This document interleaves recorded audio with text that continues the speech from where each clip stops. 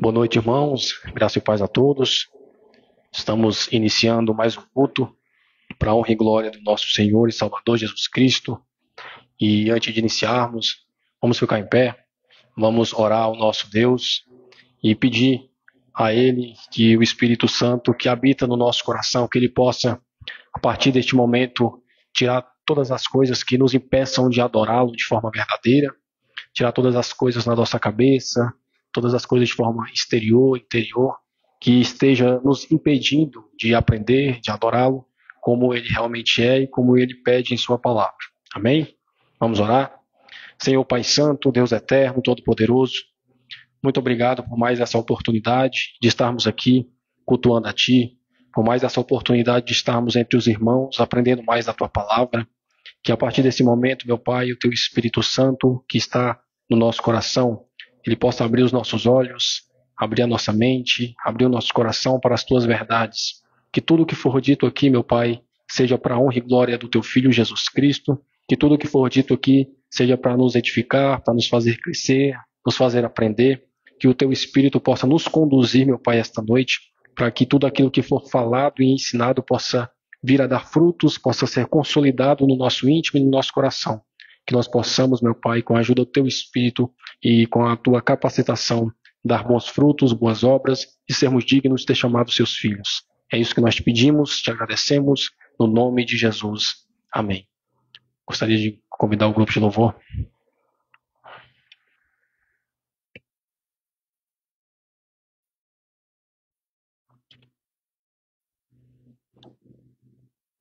Boa noite, irmãos, graça e paz.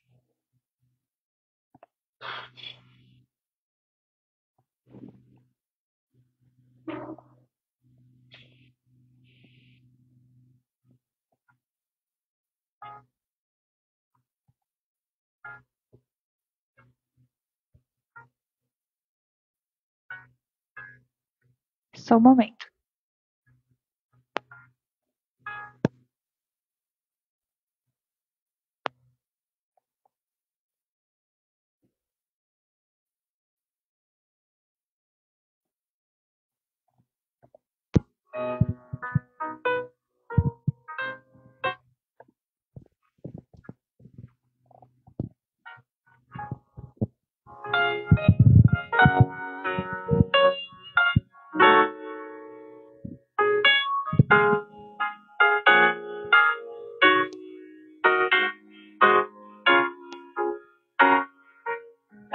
Deus enviou seu Filho amado pra perdoar, pra me salvar. Na cruz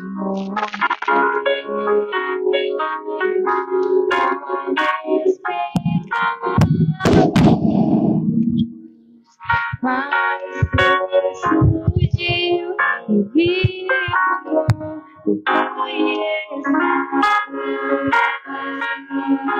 porque posso crer amanhã, porque ele vive e morrerá. Mas eu bem sei que a minha vida está nas mãos do meu Jesus, que viverá.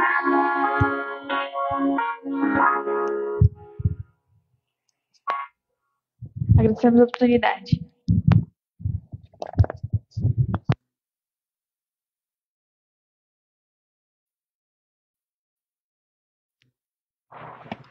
Amém, irmãos. Hoje o pastor Rafael vai trazer a exposição no livro em 1 Coríntios, vai dar sequência às exposições, e ele vai trazer o tema, o julgamento dos obreiros, dentro daquele contexto de 1 Coríntios. E eu trouxe um breve texto, aqui alguns versos para a gente refletir, para nós iniciarmos. Eu gostaria que os irmãos acompanhassem comigo em Mateus, Evangelho de Jesus Cristo, segundo Mateus, capítulo 7, dos versos 21 ao verso 23. É um tema bastante conhecido, já foi estudado aqui com profundidade, com o pastor Rafael, com os estudos aqui às quintas, mas eu trouxe dentro do contexto desse julgamento vindouro, escatológico, desses obreiros, entre aspas, né, que se consideravam assim, pessoas que fazem parte da obra de Deus e que nós vamos ver que dentro de um contexto diferente, mas eu gostaria de trazer uma reflexão nesses versos. Eu trouxe na versão da King James, 1611, um pouquinho mais tradicional, e diz assim, Mateus capítulo 7, verso 21 ao verso 23, diz assim, nem todo o que me diz Senhor, Senhor entrará no reino do céu, mas aquele que faz a vontade de meu Pai que está no céu. Muitos me dirão naquele dia, Senhor, Senhor, não profetizamos nós em teu nome? Em teu nome não expulsamos demônios? Em teu nome não fizemos muitas maravilhas? E então lhes declararei, eu nunca vos conheci, apartai-vos de mim, vós, trabalhadores da iniquidade, em outras versões, vós que praticais a iniquidade. Amém? Irmãos, só para a gente contextualizar, Mateus escreve esse evangelho aos judeus convertidos ao cristianismo. A intenção principal dele era apresentar Jesus como Messias no Novo Testamento, como o Messias pregado do Velho Testamento, que foi encarnado e veio agora no Novo Testamento. E esse trecho, essa parte, esses versos aqui, está dentro de um contexto de encerramento lá do Sermão do Monte. Os irmãos se lembram, quem acompanhou os estudos, que o Sermão do Monte ele começa no capítulo 5 e finaliza aqui no capítulo 7. E ele vem trazer muitas verdades espirituais. E esse contexto vem falar sobre o confronto de Cristo contra os fariseus, contra aqueles que se diziam verdadeiros servos de Deus e que na verdade não eram. Aquelas pessoas que confessavam a Deus, mas em seu coração e as suas práticas mostram que eles são apenas religiosos no sentido mal da palavra. Pessoas que se preocupavam mais com a aparência, com o exterior, do que com o coração transformado. Nesses versos aqui a gente vai ver Jesus tratando do julgamento final e de uma falsa segurança religiosa desse povo. Então, vai ficar claro para a gente, dentro desses versos, a gente vai ler com mais profundidade, vai ficar claro que não basta professar a fé, não basta professar que Cristo é o Senhor, é necessário viver conforme o que Ele determina, né? É necessário viver conforme a palavra de Deus determina, conforme a vontade de Deus, como o próprio Jesus vai dizer aqui. Então, o foco não é o mundo ímpio. Aqui Jesus não está falando para a igreja lá fora, para o povo que não foi convertido ainda, para aqueles ímpios que não se tornaram cristãos, não. O foco aqui não é esse mundo ímpio, mas os obreiros, entre aspas, né? Por isso que eu trouxe esse texto. Entre os obreiros aparentes da igreja de Deus, os ditos servos do Senhor, que muitas vezes não praticam o que falam, pessoas que clamam pelo nome de Cristo, mas não realizam as obras que Jesus assim manda na sua palavra. Então a gente vai perceber que Jesus aqui ele vai se apresentar como juiz, como aquele que vai declarar no último dia, afastai-vos de mim, e que antecipa aquele povo que estava ouvindo o Sermão do Monte que ele é Cristo, que ele é o Senhor dos senhores, que ele é aquele que haveria de vir. Né? Por isso que João escreve desta forma. Mas vamos ao texto. Então o contexto imediato é esse. Jesus falando para aquele povo, principalmente para os fariseus, para o povo assentado, mas para os fariseus que estavam ouvindo, que o foco deles era se declarar religioso, ter uma religiosidade aparente. E não adiantaria de nada a pessoa ser assim e não ter um coração convertido. Então o verso 21 deixa claro quando ele diz, Nem todo o que me diz Senhor, Senhor entrará no reino dos céus, mas aquele que faz a vontade de meu Pai que está no céu. Perceba, primeiro ele diz aqui que existe o texto vai nos mostrar que existe uma duplicação. Senhor, Senhor, né? Jesus relata isso. E aqui é um recurso hebraico da época que indica uma intensidade, uma familiaridade ou urgência. É como se aquele povo estivesse clamando com urgência para mostrar o que fez ao próprio Cristo naquele último dia. Né? O verbo fazer aqui no grego, o pastor Rafael já trouxe, indica uma ação contínua, né? um momento que começa, mas não tem fim. Não é um momento que começa com meio e com fim, mas é um momento, um verbo contínuo, um verbo que faz a continuidade da ação. Então Jesus mostra aqui primeiramente, quando ele diz, nem todo o que me diz Senhor, Senhor, ele está mostrando para mim e para você que profissão verbal, né?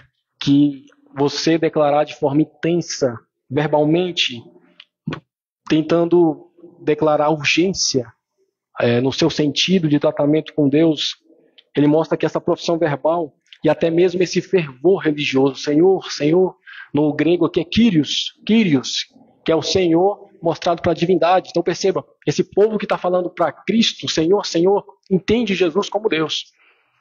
Esse povo que está falando Senhor, Senhor, para Cristo, ele sabe o que Cristo é, o que Cristo representa para ele mesmo. Então não é um desavisado, não é um ignorante. Ele está chamando o próprio Cristo de Deus. Kyrios, quando foi feita a tradução, é a mesma coisa de Senhor relacionado a Deus, a divindade no grego. Então, aquele homem ou aquelas pessoas aqui na história que Cristo está contando, reconhecem a divindade de Jesus. Reconhecem que são submissos ao Senhor. Reconhecem que o próprio Jesus é Deus e que é Senhor. Que existe uma relação de submissão. Mas perceba, apesar deles conhecerem, apesar de eles declararem urgência, apesar da aparente submissão que eles têm com o Senhor, eles não obedecem. Eles não praticam a obra que Cristo manda. Olha o que é interessante. Jesus mostra que a profissão verbal e esse fervor religioso não garante salvação. Jesus mostra que essa profissão verbal, o reconhecimento de que Ele é Deus, mas uma vida de iniquidade, uma vida afastada com práticas erradas, isso não demonstra salvação. É o que Jesus está dizendo aqui. A obediência à vontade de Deus é a verdadeira marca de um discípulo. Vocês sabem que amam a Deus quando vocês obedecem aos mandamentos de Deus. Mostrareis que me amam quando obedecerem os meus mandamentos. Vocês mostram que me amam quando guardam as minhas palavras no seu coração. É isso que Cristo diz no seu evangelho. Então perceba, essa obediência à vontade de Deus, essa submissão à vontade de Deus, essa prática da palavra na vida diária e cotidiana é o que demonstra que Cristo te conhece e que você conhece a Cristo. É o que demonstra que você e eu temos essa correlação, essa relação íntima de conhecer um ao outro. É isso que Cristo vai nos deixar claro aqui. Ele vai dizer no finalzinho, mas aquele que faz, perceba, não é aquele que diz, não é aquele que professa somente. Se você professa e faz, amém. Se você diz e continua praticando, amém. Mas se você diz, mas não faz, isso não garante salvação. O aquele que faz, ele faz aqui um contraste forte, mostrando que palavras sem prática não têm valor. Mostrando que palavras, e a gente vai ver aqui que até ações sobrenaturais nos próximos versos, que até ações que demonstram dons espirituais, que a gente imagina dessa forma, sem a obediência da palavra de Deus, mostra que você não conhece a Deus. E mostra que você não é um filho de Deus. É isso que Cristo está trazendo. Mas aquele que faz. Perceba, nem todo o que me diz, mas aquele que faz. Olha o contraste que Jesus traz aqui, né? Isso aqui, irmãos, é muito fácil da gente identificar. É muito fácil, Cristo nos deixa esse exemplo de forma prática e fácil da gente identificar aqueles que são filhos verdadeiros. Não são pessoas que gritam, não são pessoas que praticam obras espirituais visíveis, mas não praticam as obras essenciais de prática, de bondade, de misericórdia, de amor no seu dia a dia. Como um teólogo diz, tem muitas pessoas que são convertidas no domingo de forma emocional, falam em línguas, né? É muito famoso, nesse século está muito famoso isso. Falar em línguas no domingo, se converter, chorar, quebrantar, gritar, pular, e na segunda-feira a sua vida continua na imoralidade, nas práticas erradas. Perceba, não é todo aquele que me diz, mas aquele que faz. A vontade do Pai, como está em Marcos capítulo 6, em toda a Bíblia, é a obediência prática. A vontade do Pai é fundamentado na fé, obedecendo à palavra de Deus. Naquele contexto, obedecendo ao próprio Cristo, hoje obedecendo a toda a sua palavra, inclusive aquela que foi revelada por Cristo aos seus apóstolos.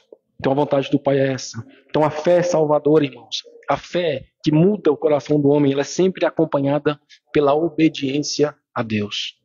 Ela é sempre acompanhada pela prática aos mandamentos de Cristo, mesmo que muitas vezes imperfeito, mesmo que muitas vezes tropeçando. Mas você é conhecido por um homem que se esforça por fazer a vontade de Deus. Tiago deixa claro isso, capítulo 1, verso 22, quando ele diz: sede praticantes da palavra e não somente ouvintes. A mesma coisa vai dizer em 1 Samuel, capítulo 15, verso 22. Obedecer é melhor do que sacrificar. O que Cristo quer de nós, o que Deus quer de nós, não é somente palavras, mas também ações. Não é somente dizer, mas praticar. Esse é o verso 21. Isso é o que Cristo nos apresenta no verso 21. No verso 22 ele diz: muitos me dirão naquele dia: Senhor, Senhor, porventura não temos nós profetizado em teu nome? Em teu nome não expulsamos demônio? Em teu nome não fizemos muitos milagres? Olha que interessante, de novo. A repetição, Senhor, Senhor. Quírios, Quírios, reconhecendo a divindade de Cristo. E aqui ele repete 3 vezes, irmãos, em teu nome. Agora é interessante porque parece que o que Cristo quer nos passar aqui, no grego, a escrita de Mateus no grego, parece que Cristo quer nos passar a ideia de que aqueles homens estavam tirando a responsabilidade do não conhecimento de Cristo para a sua vida, porque Cristo vai falar que não os conhece no fim, e ele está tentando tirar a responsabilidade dizendo que eu só fiz aquilo que você mandou. Está tentando tirar a responsabilidade de não praticar a vontade de Deus, fazendo outras coisas que o próprio Cristo mandou. O que é isso na prática? É a gente tentando colocar a culpa dos nossos erros no próprio Deus. Senhor, Senhor, porventura não temos nós profetizado em teu nome? Primeiro teu nome. Em teu nome não expulsamos? Em teu nome mais uma vez. E em teu nome não fizemos milagres? Ou seja, não foi o Senhor que nos mandou fazer isso e nós não fizemos isso? E por que nós fizemos isso, nós não somos seus filhos? É isso que eles querem fazer. Eles querem linkar a obra que eles fizeram com o aceite, o conhecer de Deus, a salvação do próprio Deus na vida deles. Ele repete isso 3 vezes. Insistência de um termo autodefensivo aqui, baseado em obras externas. É isso que eles estão fazendo. E aí Jesus responde com o verbo dirão, né? Muitos me dirão, e esse dirão indica o quê? Futuro. Está mostrando que é lá na escatologia, lá no final, lá no julgamento. Isso remete ao julgamento final. E aqui existe um choque quando a gente lê isso. Por quê? Porque aparece aqui obreiros ou pessoas que servem a Deus, falsos mestres, pastores, obreiros, e esses obreiros realizam obras espirituais poderosas, mas são rejeitados. Não dá um choque para a gente? Porque aqui Cristo não desmentiu. O interessante é isso. Aqui Cristo não olhou para eles e falou: mentira, vocês expulsaram demônios por causa dos demônios. Jesus não falou isso. Jesus não falou que mentira, vocês em nenhum momento profetizaram em outro nome. Jesus não desmentiu falando mentiras, vocês não fizeram milagres no meu nome. Não. A gente vai perceber que Jesus não desmente ele. A diferença é que Jesus fala que com isso que eles fizeram, que é acrescentado é que eles praticam a iniquidade. Além deles fazerem isso, eles são praticantes da iniquidade. A gente vai ver o que é iniquidade aqui no grego original. Mas perceba, eles apelam para suas obras. E é isso que todo homem faz diante de Deus. Todo homem não regenerado. É isso que todo ser humano faz diante de Deus. Eles buscam a sua salvação apelando para suas obras, para as coisas que eles fizeram. Esses homens aqui, eles apelaram para suas obras o quê? Carismáticas. Eles apelaram para suas obras carismáticas. Isso aqui tem que ficar claro para nós, irmãos. Eles apelaram para a expulsão de demônio. Eles apelaram para profetizar. E eles apelaram para fazer muitos milagres. Eles apelaram para suas obras carismáticas e não para suas obras naturais, frutos do Espírito. Eles não apelaram, Senhor, não foram nós que demos de comer àqueles que são necessitados? Não foram nós que em teu nome, não ajudamos aqueles que estavam mais precisando?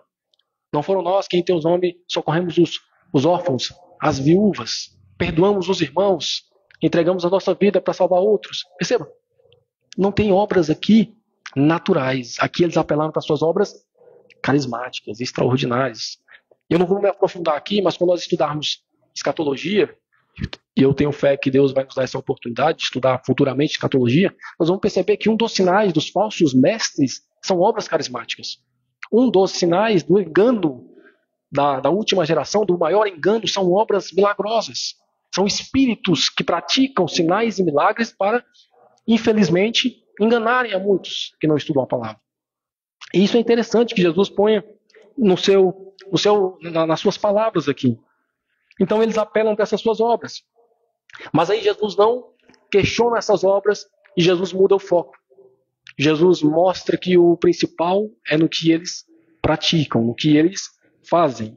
Então eles apelam para as suas obras carismáticas, mas o foco aqui está no que eles fizeram e não no que eles somente creram. Interessante isso.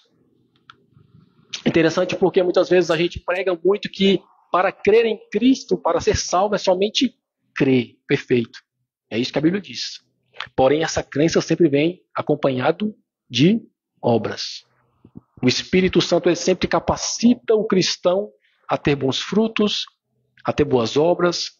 A gente sabe, a gente já estudou isso, que as obras são preparadas para que a gente ande nelas, para que a gente pratique elas. Então, o cristão por si só, ele não só crê, mas ele crê e produz frutos, arrependimento, produz boas obras, como nós já estudamos aqui em outros livros. Então perceba, irmãos, é possível usar o nome de Jesus como uma ferramenta de milagres. É possível utilizar o nome de Jesus aqui como uma ferramenta carismática. É possível, e ainda assim ter o coração longe dele. Perceba isso.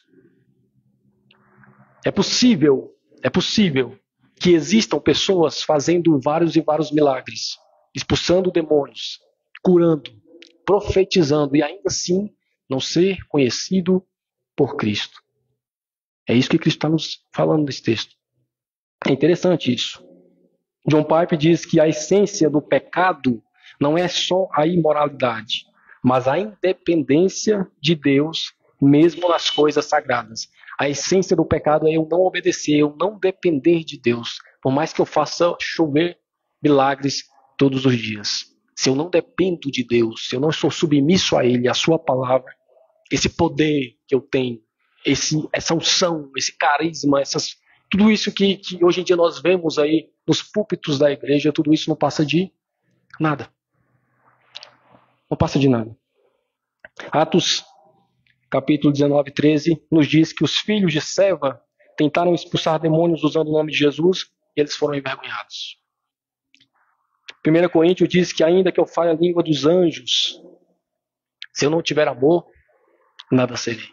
Então perceba, as coisas extraordinárias que nós podemos fazer no nome de Cristo, se não estiver vinculado a uma fé verdadeira, se não estiver vinculado a uma crença verdadeira, a prática da verdade que Cristo nos diz em sua palavra, a obediência da verdade de Deus, de nada adianta. E hoje tem surgido muito falso profeta, muito falso cristão, nos nossos meios. A internet tem ajudado a divulgar isso. E aí a gente não precisa se preocupar nas expulsões de demônio, nos milagres que são feitos. Não. Temos que olhar para a vida dele, se ele prega a palavra. Se a Bíblia, se a palavra de Deus é suficiente para ele. Se ele está cativo, submisso à vontade de Deus. Se as obras são vistas na vida dele. É isso que é a preocupação que nós temos que ter. Verso 23 diz assim, para a gente finalizar. Então lhes direi claramente, Cristo dizendo, né? Então eu lhes direi claramente, nunca vos conheci, apartai-vos de mim, vós, trabalhadores da iniquidade. O verso 23 diz, algumas versões diz que praticais a iniquidade. Primeiro que ele diz assim, lhes direi abertamente. Aqui no original grego, carrega o sentido de uma confissão pública. Uma confissão solene, pública. Eu vou dizer que todo mundo vai ouvir. Ou seja, eu vou manifestar a todos que você nunca me serviu. Eu vou manifestar a todos que isso que você faz não procede de mim. Isso que você faz e que você carrega e que você coloca como sustentação da sua salvação não procede de Deus. Vocês não são de Deus. A gente vai ver isso mais à frente.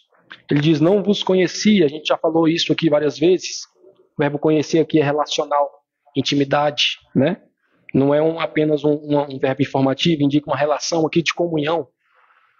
E ele continua, não vos conheci e praticais vós, apartai-vos de mim, vós que praticais a iniquidade. E o termo grego aqui significa viver sem lei. Viver sem submissão à autoridade de Deus. Viver sem obediência aos seus mandamentos. A gente mata a chave do texto é esse. Quem é o povo que profetiza? Quem é o povo que faz milagres?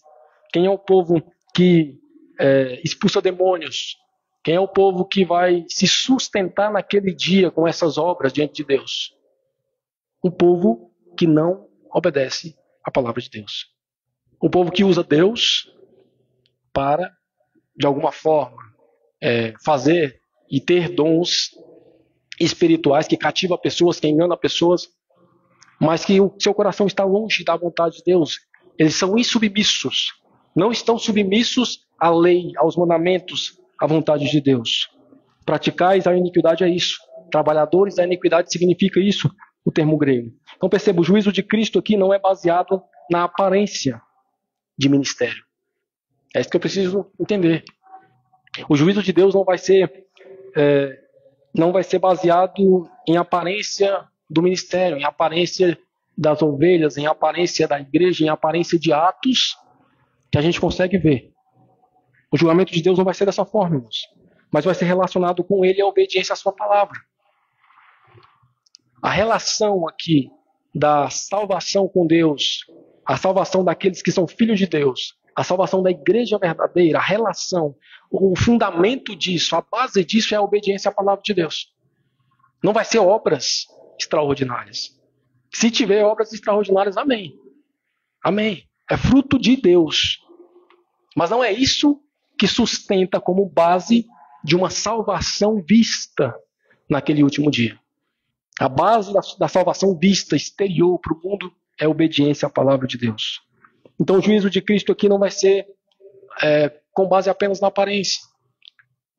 Vão ter muitas igrejas aqui, cheias de milagres, muitas igrejas cheias de carismas, muitas igrejas cheias de dons, cheias de povo, cheias de filiais, com muitos membros que não conhecem a Deus. Que Cristo não as conhecerá naquele último dia. E haverá muitas igrejas aqui sumidas, pequenas, né? Minimizadas na sua glória exterior, que naquele último dia não vai se gloriar nas coisas que fez, mas na relação que tem com o próprio Cristo. Então perceba, a dificuldade e a importância de nós entendermos isso está no nosso dia a dia, porque a própria igreja dita evangélica está nesse contexto. Está no contexto de multidão, no contexto de milagres, no contexto de carisma, de dons espirituais. Mas nós precisamos tomar cuidado, irmãos. Porque a igreja de Deus verdadeira não se sustenta só nisso. Ela se sustenta numa vida de obediência e submissão à palavra do Senhor. É essa a igreja verdadeira. Quando a gente lê escatologia, e aqui eu vou dar um adendo mais uma vez, a igreja dos últimos dias, a igreja remanescente, a igreja verdadeira, chamada de igreja verdadeira, em Apocalipse, é a igreja que obedece aos mandamentos de Deus e tem o testemunho de Cristo. O que significa isso? Na Apocalipse. Na Apocalipse significa a igreja que tem Cristo como seu suficiente Salvador, testemunho de Cristo. Nasceu, morreu, ressuscitou por nós. E a igreja que obedece a Deus, obedece os seus princípios, obedece os seus mandamentos. Essa é a igreja nos últimos dias. E por que tem esse contraste? Porque em Apocalipse diz que nos últimos dias haverão falsos pastores fazendo milagres, fazendo tudo aquilo que poderá enganar o não eleito, não escolhido de Deus. Então perceba, apegue-se à obediência entre uma igreja que faça chover milagres e uma igreja que obedeça a Deus de forma verdadeira, obedeça a sua palavra. Escolha ficar na igreja que obedece a palavra de Deus. É isso que Cristo está nos apresentando aqui. Um contraste entre aquele que diz e aquele que pratica. Um contraste entre aqueles que fazem obras miraculosas, mas não faz a vontade de Deus. Esse é o contraste que traz aqui. Então o juízo de Cristo aqui não está baseado nesta aparência. Calvino vai dizer assim: Deus despreza as obras dos ímpios, mesmo quando são revestidas de esplendor externo, pois não procedem da fé. E isso se aplica aqui. Deus despreza as obras dos ímpios, mesmo quando revestidas de esplendor, de falsa glória, de um falso Deus, porque não procede de uma fé verdadeira. E Sproul vai falar que a essência ou a ausência da verdadeira fé será evidente pelo afastamento final da igreja à obediência de Cristo. Você quer saber se a igreja anda com Cristo? Ela obedece a Cristo. Você quer saber se a igreja não anda com Cristo? Ela faz tudo, menos obedecer a palavra do Senhor. Simples assim. Em Salmos capítulo 1, verso 6 diz: o Senhor conhece o caminho dos justos, mas o caminho dos ímpios perecerá. 2 Timóteo capítulo 2, verso 19, Paulo escrevendo a Timóteo diz: o Senhor conhece os que lhe pertencem. E nós precisamos apegar a essa verdade. Aqueles que pertencem ao Senhor é conhecido por Deus. Aqueles que pertencem a Deus é conhecido por Cristo. Ou seja, para a gente resumir, as obras visíveis não são garantia de salvação. Elas são importantes, mas se não procedem da fé verdadeira, se não há uma relação íntima com Cristo, essas obras por si só são obras mortas. Outra verdade, as obras, ainda que miraculosas, não vai substituir a fé verdadeira. As obras, mesmo que extraordinárias, nunca substituem uma fé verdadeira. O obreiro, o pastor, ele pode ter obras extraordinárias, irmãos, mas isso nunca vai destruir ou nunca vai substituir um pastor, um servo, um obreiro que tem uma fé firme em obediência a Deus. É isso que esse texto me apresenta. Deus não é enganado por ministérios barulhentos. Deus não é enganado por grandes ministérios em proporções, por ministérios famosos, por grandes obras. Deus não é enganado por aparência, não. Deus não é enganado por essas igrejas vazias de fé autêntica, vazias da palavra de Deus, que você vai, você vê de tudo, mas você volta para casa sem ser alimentado. Não, Deus não é enganado. Deus conhece os seus. Quem é enganado é aquele que não está submisso à palavra de Deus. O verdadeiro obreiro, o pastor vai trazer em Coríntios, o verdadeiro obreiro, servo, seja ele pastor, seja ele diácono, que sirva a igreja, ele é aquele que faz a vontade de Deus, ou seja, ele vive pela fé em obediência ao Evangelho. E tudo que vem com isso é ganho. Tudo que vem com isso é bênção. E tudo que vem com ele, com isso, apesar disso, além disso, é para a glória de Deus. O verdadeiro obreiro de Deus, ele se sustenta e ele se sente suficiente com essa fé verdadeira na obediência da palavra. E nós vimos aqui que o julgamento de Deus será justo, será preciso, e ele vai revelar a verdadeira motivação de cada um. Desses homens que dizem, Senhor, Senhor, de nós, como igreja, das pessoas que não conhecem a Cristo, o verdadeiro julgamento, o julgamento de Cristo, vai ser um julgamento justo, irmãos. Para nós finalizarmos aqui algumas aplicações rápidas, primeiro examine o seu coração antes das mãos. Muitos têm examinado as mãos, as obras e colocado as nossas forças nisso, no que a gente produz, no que a gente faz. Antes de se preocupar com o quanto você faz por Deus, a quantidade, a gente precisa perguntar, será que nós andamos com Deus? Será que nós conhecemos a Deus? Será que Deus nos conhece? É uma aplicação que nós podemos tirar desse texto. Outra aplicação, não confie em palavras religiosas. Nós não devemos confiar, irmãos. Muitos falam, Senhor, Senhor. A gente entra na igreja e vê o pastor gritando, Senhor, Jesus, fazendo de tudo. Não confie nisso. Mas precisamos confiar em pessoas, confiar em obras, em ministérios que vivem como a palavra de Deus determina. Que vive aquilo que prega. Que vive de forma diária, cotidiana, aquilo que ensina. É outra aplicação que nós podemos tirar desse texto. Mais uma aplicação. A gente precisa valorizar a fidelidade a Deus mais do que os resultados, né? Está inverso isso aí hoje. A gente julga uma igreja hoje pelos resultados, pela quantia de batismo, pela quantia de dons, pelos milagres que faz. Não é assim que a gente julga? São uma igreja poderosa dessa forma? A gente precisa valorizar o contrário. É a fidelidade a Deus e a sua palavra. Mais do que esses resultados. Hoje existem igrejas lotadas, muitos seguidores nas redes sociais, milagres aparentes, mas nada disso vai impressionar Cristo naquele último dia.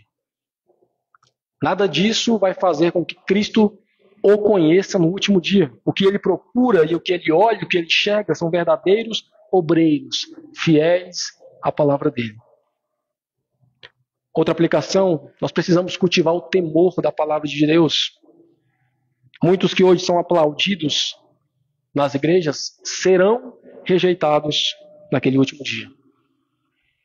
Muitos que hoje se dizem cristãos, pastores, mestres, naquele último dia serão chamados de malditos.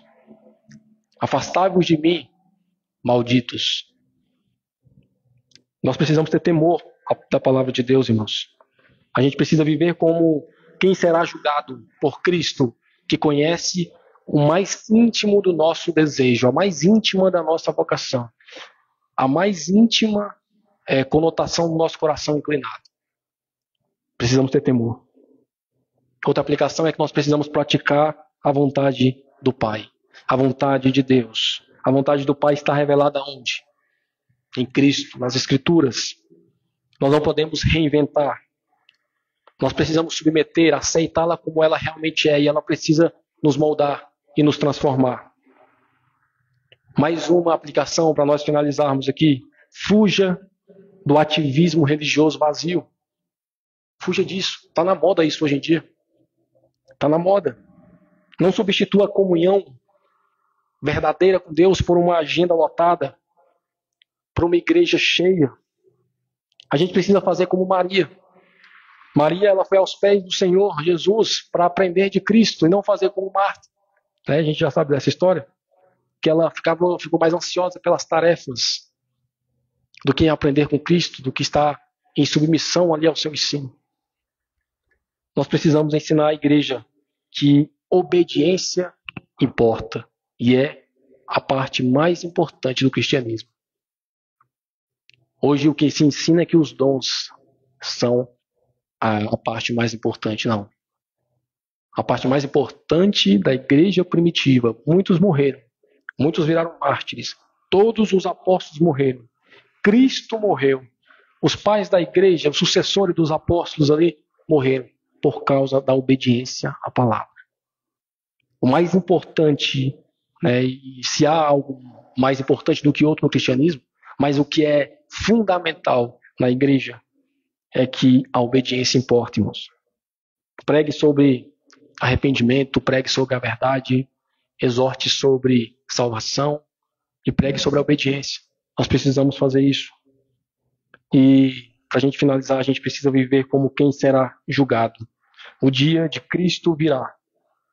E naquele dia, a gente será perguntado ou será afirmado se Ele nos conhece, se nós o conhecemos. Que nós possamos nos vangloriar, não nas obras extraordinárias que fazemos como obreiros, como servos, como pastores, mas em estar com Ele, fundamentado nele, conhecendo Ele e ser conhecido dele. Amém? Eu agradeço a oportunidade, convido o grupo de louvor. Logo em seguida, se nosso irmão Frank puder orar pelo preletor.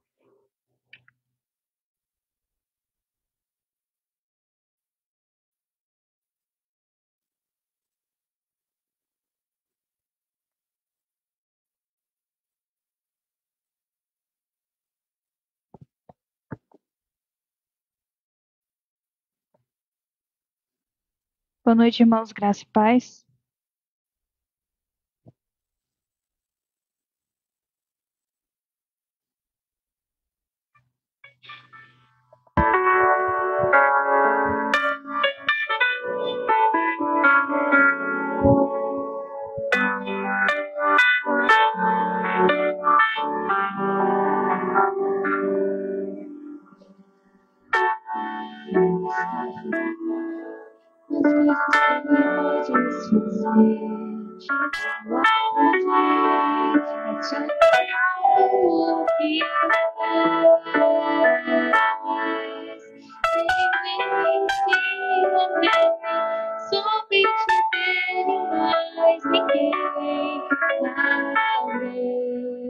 Seja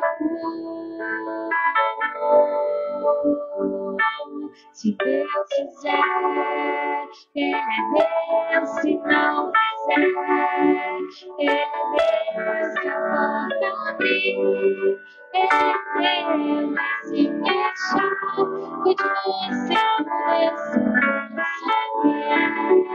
Ele é Deus se nada for, Ele é Deus se tudo der certo, Ele é Deus, vai se nada, continua sendo Deus. Minha fé não está firmada nas coisas que faz difícil. Minha guarda pelo que faz.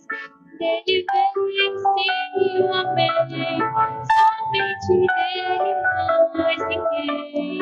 A Deus seja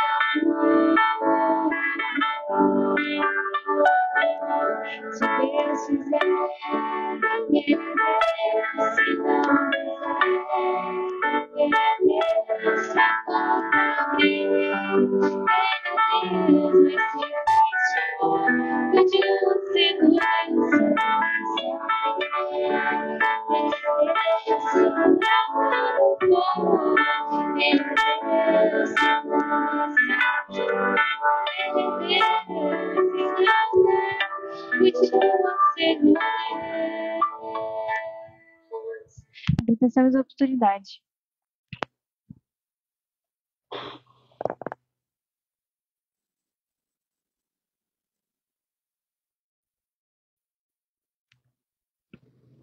Graças a paz, igreja.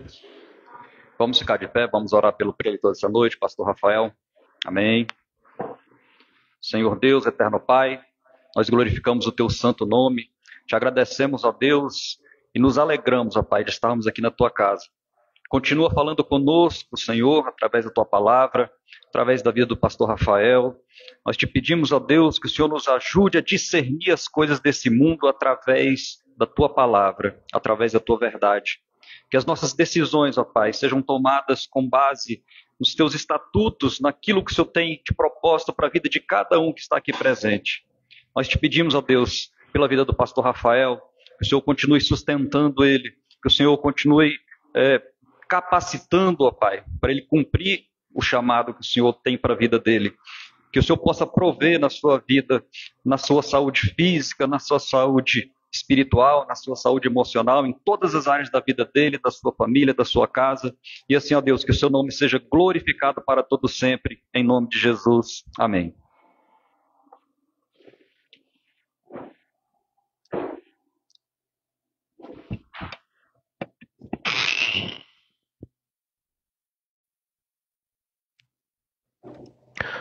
Amém, irmãos, graça e paz da parte de nosso Senhor Jesus Cristo. Boa noite a todos. Desde já quero agradecer a Deus por mais uma oportunidade de estarmos com os irmãos, louvando e engrandecendo o nome do nosso Senhor Jesus Cristo. Gostaria de pedir perdão aos irmãos, estou muito gripado. Amém, vou tossir bastante aqui, mas vou tentar passar o máximo possível, da palavra ao qual Deus nos confiou está trazendo nesta noite. Amém? Sem demora, gostaria de pedir aos irmãos que abram as vossas Bíblias. Carta do apóstolo Paulo aos Coríntios, a primeira carta. No seu capítulo 4. E hoje nós leremos rapidamente 5 versos. Capítulo 4, versos 1 ao 5. Primeira carta do apóstolo Paulo aos Coríntios, capítulo 4, versos do 1 ao 5. A versão que nós utilizamos é a King James, como os irmãos já bem sabem, é a versão mais tradicional, mas independente da versão que você tiver, você vai conseguir acompanhar tranquilamente. Amém? Pastor Marco Anel já fez uma introdução, eu não posso nem dizer introdução, foi uma pregação no tema, porque de fato propositalmente tudo aquilo que nós falaremos aqui nesta noite, e eu agradeço demais até pela saúde que não está perfeita, então me ajudou bastante, a gente adiantar a questão da pregação, e é justamente sobre o julgamento dos obreiros, o julgamento dos obreiros de Deus, esse tema vai falar, tudo voltado para o contexto que nós estamos estudando em 1 Coríntios. Os irmãos já sabem do contexto, não é preciso eu repetir tudo novamente, mas para nós nos situarmos rapidamente, os irmãos se lembram onde nós estamos aqui, em que pé estamos aqui. Nós estamos tratando aqui daquele primeiro problema que Paulo dedicou a ir contrapor o que estava acontecendo naquela igreja, que era o quê? As divisões. Nós vimos que a igreja de Coríntios era uma igreja muito acometida de problemas, como as outras igrejas também foram, mas a igreja de Coríntios é uma daquelas que estava sofrendo muitos problemas, muitos mesmo, de toda sorte possível, espiritual, físico, moral, e um desses é as divisões, e nós estamos neste problema em específico. Paulo, ele está contrapondo o intuito, aquilo que eles tinham como valor de se dividir, escolher pessoas para si, tudo voltando para aquilo que eles eram outrora antes de se converterem. E nós sabemos que a igreja de Corinto ela está situada no contexto grego, aonde eles adoravam, eles gostavam, eles cultuavam, a filosofia, a oratória, a retórica, e nisso eles escolhiam para si mestres como se fossem estes mestres os próprios autores da verdade. Então, essas divisões elas estão pautadas também na sua vida pregressa antes do Evangelho. E Paulo, ele tem tratado disso, mostrando aos coríntios que isso nada mais é do que a carnalidade. Aquela igreja ela estava sendo uma igreja carnal. Eles estavam sendo crentes infantis. Eles não estavam abdicando daquilo que eles tinham que abdicar, que é a sua vida anterior. Eles creram, conheceram o Evangelho, uma grande parte, nós sabemos que nem toda a igreja conheceu, que nem todos de Corinto creram verdadeiramente. Nós sabemos que dentro da igreja de Corinto tinha aqueles que o pastor Marconel trouxe aqui agora há pouco, que dizia Senhor, Senhor, mas não cria, não era íntimo. Mas nós sabemos que tinham aqueles também que estavam crentes, só que não estavam crescendo no conhecimento pela infantilidade, pela carnalidade. E aqui nós vimos que o contexto da carnalidade em Coríntios não é o contexto da carnalidade em Efésios, né? Ali não é o contexto de carnal como sendo mudando, mas aqui a carnalidade que Paulo cita na divisão da igreja é uma infantilidade. É não crescer na graça e no conhecimento. É isso que nós estamos estudando aqui. E aí, no finalzinho do capítulo 3, nós vimos que Paulo usou de dois termos para mostrar quem são os obreiros de Deus. Quais são as funções dos obreiros de Deus. Ele usou do termo da fazenda, da agricultura, e depois usou do termo da construção, dizendo, olha, nós somos somente os agricultores. Paulo plantou, Apolo regou, mas quem faz florescer é Deus. Quem faz germinar é o Senhor. Né? Paulo construiu, Apolo foi lá e levantou, mas quem é a pedra fundamental é quem? É Cristo. Ele está mostrando ali que aquelas divisões nada mais são do que carnalidade, porque o ponto principal, o apoio principal é quem? É o próprio Cristo, é o Evangelho, é o mistério de Deus, não é verdade? Está mostrando que a igreja de Corinto ela está dividida por mera carnalidade. Que o reino dividido, como diz o próprio Cristo em Mateus, nós vimos isso, que o reino dividido ele não subsiste.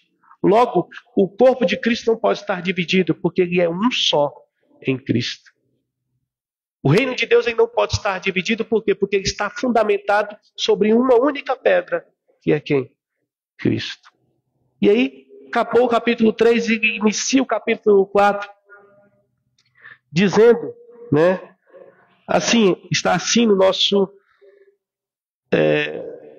na nossa versão, que os homens nos considerem como ministros de Cristo e mordomos dos mistérios de Deus. Além disso, é requerido dos administradores que cada homem seja achado fiel. Mas para mim é uma coisa muito pequena que eu seja julgado por vós, ou pelo julgamento do homem, nem tampouco a mim mesmo me julgo, pois eu em nada me sinto culpado. Contudo, eu não me sinto justificado por isso, porque aquele que me julga é o Senhor. Portanto, nada julgueis antes do tempo, até que o Senhor venha, o qual também trará à luz as coisas ocultas das trevas e manifestará os desígnios dos corações. E então todo homem receberá de Deus o louvor. Então nós estamos, irmãos, pautados neste contexto de 1 Coríntios. A igreja de Coríntios é aquela igreja que era uma igreja que estava sendo fundamentada ali dioturnamente pelos evangelhos, pela palavra de Deus, porém ela estava sendo disseminada. Por quê? Pelas divisões. E Paulo está combatendo essas divisões aqui. E aí ele coloca o cerne da divisão na carnalidade, na infantilidade, dizendo que eles estavam sendo como crianças, que o alimento que eles estavam recebendo era como se fosse leite, que não poderia dar alimento sólido para aquela igreja, porque eles estavam sendo infantis de não se lembrarem do evangelho ao qual os resgatou. E o que eles estavam fazendo com os ministros, com os colaboradores, com os obreiros de Deus, era colocando ele em um pedestal ao qual eles não pertencem. Por quê? Porque nós lembramos que lá no capítulo 1, alguns diziam, eu sou de Cefas, eu sou de Apolo, eu sou de Paulo, e outros que se achavam mais superiores ainda diziam, eu não preciso de pastor, eu sou de Cristo. E Paulo está dizendo que isso é um erro, porque todos são de Cristo, inclusive os pastores, inclusive os obreiros. O problema da igreja de Corinto é elas estarem colocando em um pedestal os obreiros aonde eles não se pertencem. Paulo, Pedro, Apolo, eles são obreiros, eles são ministros, todos fundamentados sobre um, que é a pedra, que é Cristo Jesus. E aí, Paulo deixa claro. E ele já inicia, na nossa versão não está iniciando assim, mas na versão NVI inicia-se assim, né? Assim, pois, que os homens não considerem como ministros de Cristo. Esse início já corrobora e linka com o final do capítulo 3. Quando ele usa das metáforas da construção e da agricultura para mostrar quais são os papéis que eles desempenham. Que tanto Pedro, quanto Apolo, quanto Paulo desempenham. De quê? De serem agricultores, de serem plantadores, de serem regadores, ou de ser construtores, mas nada vem de si mesmo. Tanto na agricultura é Deus quem faz brotar, como na construção é Deus que é a pedra, é Cristo que é a pedra. E ele diz assim, assim pois, que os homens nos considerem como ministros de Cristo. Que nos considerem como ministros. E aqui é interessante, irmãos, que quando nós vamos olhar o termo lá no grego, hiperetas, que é o quê? Que são aqueles remadores de galé. Os irmãos não sei se conhecem da história, mas eram aqueles remadores que ficavam na parte mais, como eu posso dizer, no mais profundo do barco, remando para que o barco chegasse no seu destino. Né? A parte mais baixa do navio. Eram aqueles que estavam trabalhando, que estavam zelando, que estavam levando, mostrando a sua total submissão. Então quando ele fala assim, olha, que os homens nos considerem como ministros de Cristo, ele está falando assim, olha, nós somos aqueles que estamos lá, ó, no fim do barco, no fim do navio, lá no fundo, remando para chegar no objetivo. Mas nós não somos o dono do barco. Nós não somos o capitão. Nós não somos quem o mantém. Nós temos uma função? Temos. Mas somos somente ministros. Quando vocês, igreja de Coríntios, se dividem e diz, eu sou de Paulo, eu sou de Pedro, eu sou de Apolo, vocês não estão conhecendo o Cristo que os resgatou. Porque tanto Paulo, quanto Pedro, quanto Apolo, eles são remadores. Eles são ministros. Eles são subservientes, submissos, dependentes do Cristo que os resgatou. Olha o que ele diz aí no final. E mordomos dos mistérios de Deus. Além, irmãos, de serem remadores, Paulo ainda se classifica como aquele que tem que exercer a mordomia. Lá no grego, oikonomos, que é o que? Nada mais é do que ser responsável pela casa do dono. Os irmãos se lembram da história de José, lá em Gênesis, né? Que ele foi mordomo, justamente responsável pela casa do dono, responsável por tudo aquilo que o dono tinha. E o que ele está dizendo aqui é mais uma vez isso. Paulo fala, olha, nós somos aqueles que remamos. Nós somos aqueles que estamos lá no fundo do navio, responsável por remar. Mas nós também somos os mordomos. Mordomo de quê, pastor? E ele vai citar, dos mistérios de Deus. Quais são os mistérios de Deus? É interessante, irmãos, que o próprio Coríntios já nos deu a resposta na sua apresentação. Quando Paulo vai explicar o porquê que ele escreve a carta, ele já vai falar qual é o mistério de Deus. Qual é o mistério de Deus? O mistério de Deus é Jesus Cristo. O mistério de Deus é Jesus Cristo revelado. Jesus Cristo crucificado. Aquele que antes, no tempo, era um mistério, porque a palavra já apresentava Cristo, mas não de maneira clara, perceptível. Somente o Espírito Santo trazia a veracidade. Mas não conhecíamos a Cristo visivelmente em corpo no tempo. Mas a palavra apontava. O Pentateuco apontou para Cristo. Os livros históricos apontavam para Cristo. Os livros poéticos apontavam para Cristo. Os profetas maiores, os profetas menores, eles apontavam para Cristo. Mas tudo isso como um mistério. Porém, quando ele se apresenta no templo, quando ele entra no templo, quando João Batista veio, ele fala, eis o Cordeiro de Deus, que tira o pecado do mundo. Este Jesus é o mistério revelado. Este Jesus agora, ele é o Evangelho. Este Jesus agora, ele é a verdade. Ele é o caminho. Ele é a vida. E quando Paulo diz, olha, que os homens nos reconheçam como ministros de Deus, mordomos dos mistérios de Deus, ele está dizendo, olha, nós somos aqueles ao qual temos a responsabilidade de distribuir, de dispensar, de levar o mistério de Deus. Quem é o mistério de Deus? Jesus Cristo. Jesus Cristo crucificado. Jesus Cristo ressurreto. O Evangelho, a verdade, a única possibilidade de conhecer a Deus, de ser salvo. O único pelo qual nós conhecemos a Deus. O pão da vida, o pão do céu, a água da vida, a verdade, a paz, a videira verdadeira. E ele diz, olha, que vocês nos conheçam como isso. Nós não somos Deus. Nós não somos Jesus Cristo. Nós não temos partidos. Nós não temos participação principal no plano da salvação. Nós somos coadjuvantes. Nós somos ministros. Nós somos mordomos. Então não tem o porquê a igreja estar dividida com Paulo, Pedro e Apolo. A igreja tem que estar fundamentada em Cristo Jesus, né? Irmãos, é muito fácil entender isso quando nós lemos o versículo 1. Nós entendemos que é muito fácil entender o que Paulo está dizendo, porque para Coríntios ficou muito fácil entender. Porque naquela época, no contexto histórico, existiam muitos servos e mordomos em casas ricas. Então, quando ele utiliza o termo ministro, que é aquele remador, e quando ele utiliza o termo mordomo, é uma metáfora que falava diretamente ao contexto social daquela época.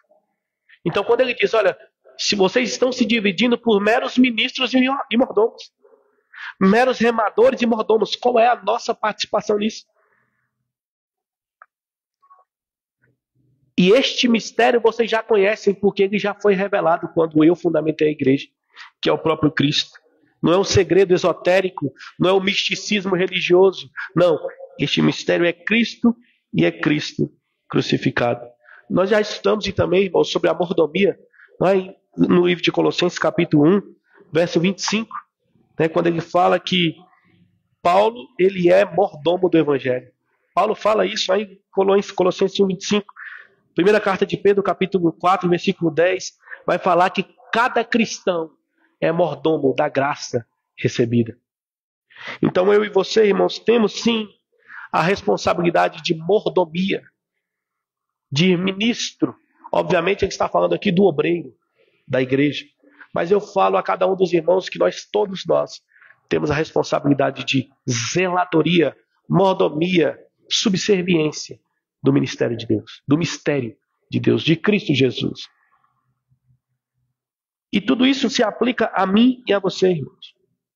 Por quê? Porque a única coisa que Paulo está deixando claro aqui, quando ele diz, assim pois, que os homens nos considerem como ministro, que os homens nos considerem como mordomos, ele está dizendo para Coríntios, está dizendo para mim e para você hoje, líderes não são os donos do rebanho.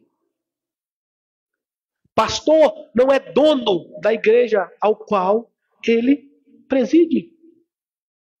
Ele é somente mais um ministro.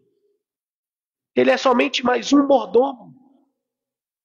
Que se não estiver fundamentado em Cristo, é um mercenário. Que se não estiver fundamentado na palavra de Deus, é um mercenário, hipócrita. O pastor Marco Léo acabou de trazer agora há pouco aqui. Que naquele dia muitos dirão, Senhor, Senhor, em teu nome eu profetizei, em teu nome eu expulsei demônios, em teu nome eu fiz milagres. E o próprio Cristo vai dizer, olha, apartai-vos de mim, trabalhadores da iniquidade, que eu não vos conheço. Por quê, irmãos? Porque não é milagre. Porque não é quantitativo. Porque não é pelo tamanho da igreja, pela quantidade de seguidores nas redes sociais. Não é porque eu falo em 70 línguas diferentes, ou tenho uma prebenda gigantesca. A igreja do Senhor, ela é reconhecida pelo seu dono, que é quem? Cristo Jesus. Então quando ele diz que assim, pois, que os homens nos reconheçam como ministro, que os homens nos reconheçam como mordomo. É assim, pois, que os homens olhem para nós, Paulo, Pedro, Cefas, pastores, líderes, obreiros, como servos, não como donos. Então os líderes não são os donos do rebanho, mas servos do verdadeiro pastor, do verdadeiro dono. Os crentes, irmãos, devem buscar o quê? Humildade no serviço. Humildade na zeladoria. Rejeitando a sede pelo egocentrismo. Rejeitando a sede pelos aplausos. Rejeitando a sede pelo próprio reconhecimento. Irmãos, é o que mais acontece. Infelizmente, a igreja que era para ser a de Cristo, e quando eu digo era para ser, existem um remanescente, irmãos. Existem sim. Mas infelizmente a igreja que é a de Cristo, ela está sendo motivo de chacota. Por quem? Pelos próprios líderes. Pela própria membresia. Por quê, pastor? Porque eles estão focados em si, no seu próprio ego, em quantitativo, em metas estabelecidas. Hoje os líderes, irmãos, por incrível que pareça, eles têm metas.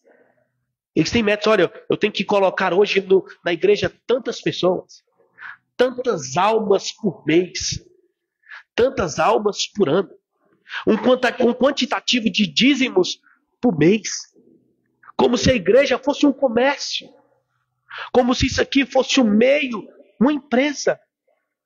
E de fato, sim, é um CNPJ, mas ele é algo institucional para a glória de Deus, não para o ganho, o benefício próprio.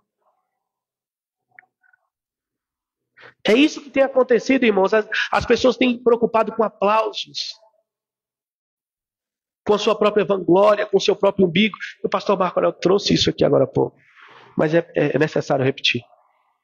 Quando ele diz que os homens nos reconheçam como ministros e como mordomos, é olhar para mim, olhar para você, olhar para Paulo, olhar para Pedro, olhar para Apolo e falar assim: olha, eles foram verdadeiros servos. Eles foram verdadeiros zeladores da obra de Cristo. Não que eles foram não que eles tiveram os seus méritos na obra de Cristo, mas que eles zelaram pela obra de Cristo. Tiveram a responsabilidade e cumpriram essa responsabilidade. E aí, Paulo ainda vai dizer assim, que além deles serem reconhecidos como ministros e como mordomos, existe um requisito para ser ministro e mordomo. Lá no versículo 2, olha o que ele diz aí. Além disso, é requerido dos administradores que cada homem seja achado o que, irmãos? Fiel. Então, irmãos, para ser ministro, é um reforço lógico aí. Quando ele diz, além disso, é um reforço lógico. Então, fala assim, olha, assim, pois, que os homens nos chamem de ministros e mordomos. Ministros de Cristo e mordomos dos mistérios de Deus. Além disso, é requerido que esses administradores, que nós, ministros e mordomos, que cada homem seja achado o quê? Fiel, irmãos. A única medida que é a unidade de medida, a única medida que Deus aplica no ministro dele é fidelidade. Como assim, pastor? O pastor Marco Aurélio acabou de trazer, irmãos. É necessário repetir? Rapidamente. Ele trouxe aqui o texto justamente o qual é citado isso aí. Mateus capítulo 7, versículo 23, 21 ao 23. Não é por milagre, não é por prodígio, não é por quantitativo, não é por uma boa retórica, por uma boa oratória, por uma boa homilética, porque eu sou bom em falar, porque eu sei me expressar, não. Não é porque minha igreja está cheia, porque eu tenho muito dízimo, porque eu tenho um templo gigantesco, porque as cadeiras são estofadas, porque a igreja tem uma acústica boa. Não. Os administradores e mordomos do reino de Deus, de Jesus Cristo, eles são achados fiéis. É pela fidelidade. Assim é requerido dos administradores que cada homem seja achado fiel. A palavra fiel no grego pistos. Pistos. Veja, irmãos, qual é a métrica hoje daqueles que se dizem servos de Deus? Pastor Marco, eu citou várias coisas aqui. Tudo que nós temos visto nas redes sociais de homens de Deus, entre aspas, que se dizem homens de Deus, que se dizem pregadores de Deus, que fazem e acontecem, que pulam e rodopiam, que dão pirueta, que estão famosos, trazendo a igreja do Senhor a motivo de ser chacota. Por quê, irmãos?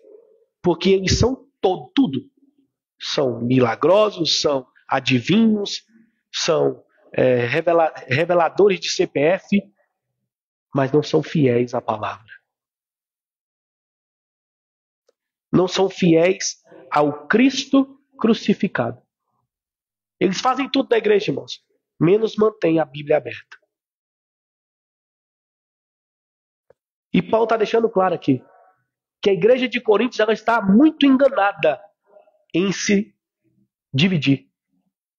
Porque a divisão nada mais é do que uma carnalidade infantil de crer em homens ao invés de crer na verdade da palavra. Porque estes homens pelos quais os coríntios estavam pensando em se dividir eram ministros e mordomos de Cristo. E eram fiéis. Fiéis ao que, irmão? A verdade. A palavra.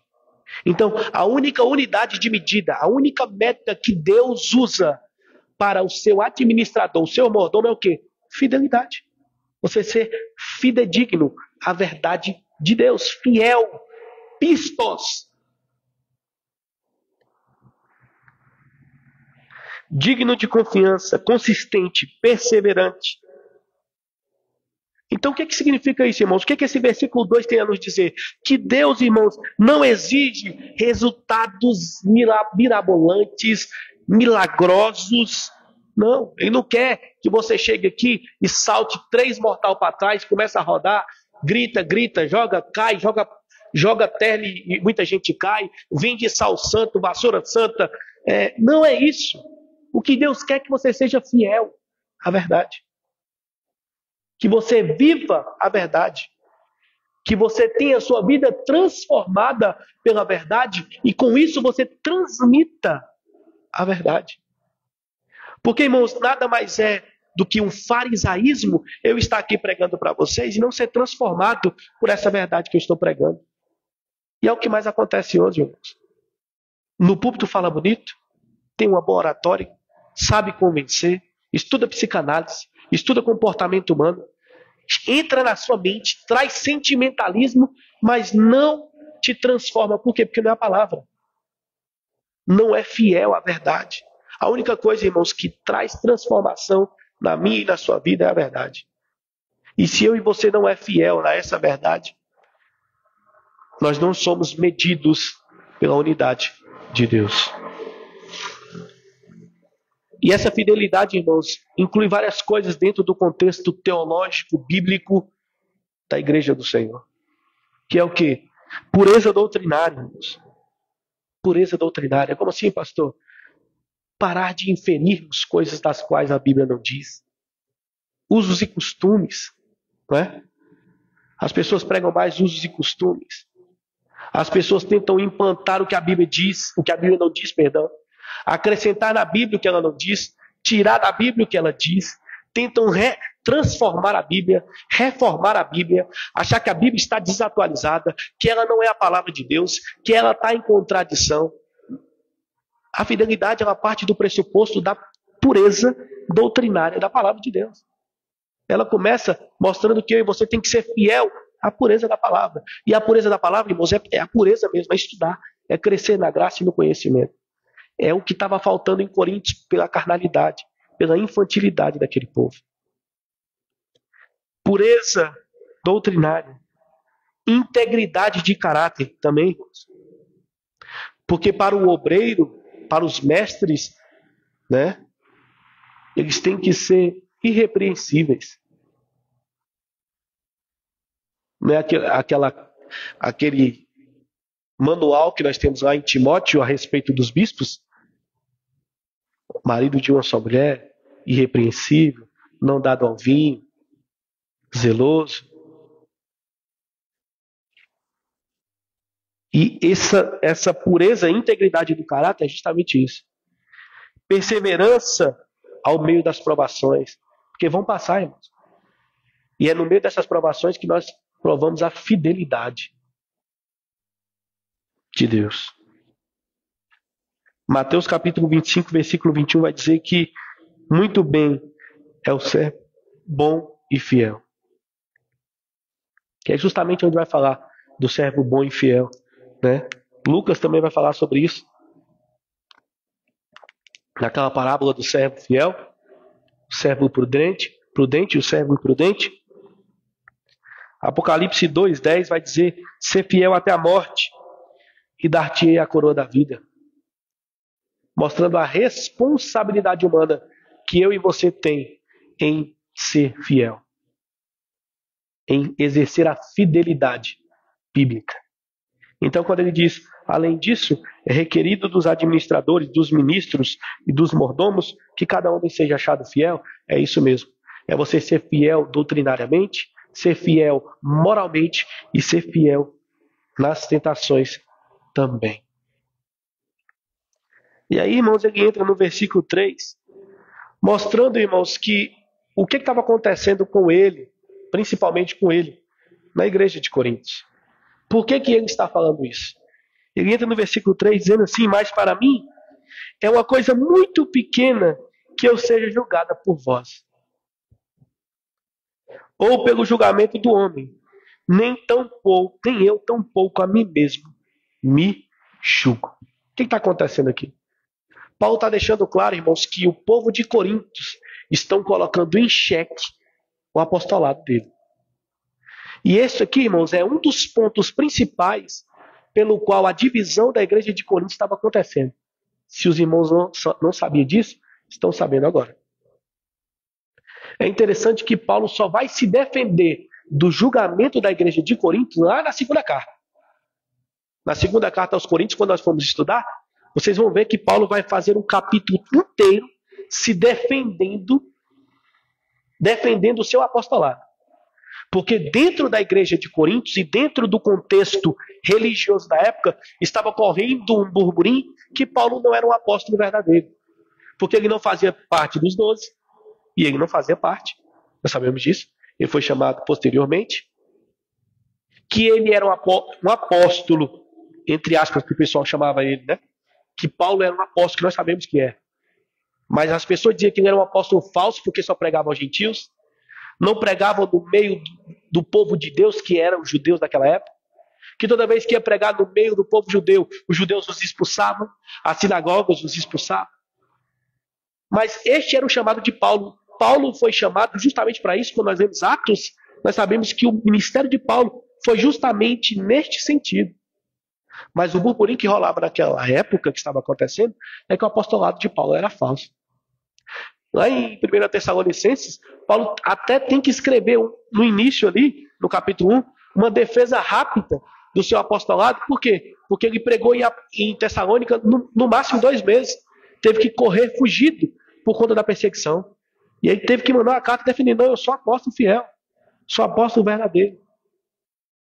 Então a divisão da igreja estava pautada na carnalidade da igreja, porque não criam verdadeiramente como maduros da fé, e também na dúvida do apostolado de Paulo.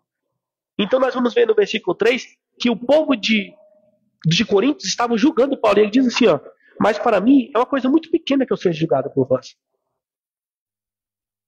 Quando nós lemos esse texto, nós temos que entender o contexto. É justamente isso que está acontecendo. É uma coisa muito pequena ser julgado por vós ou pelo julgamento do homem.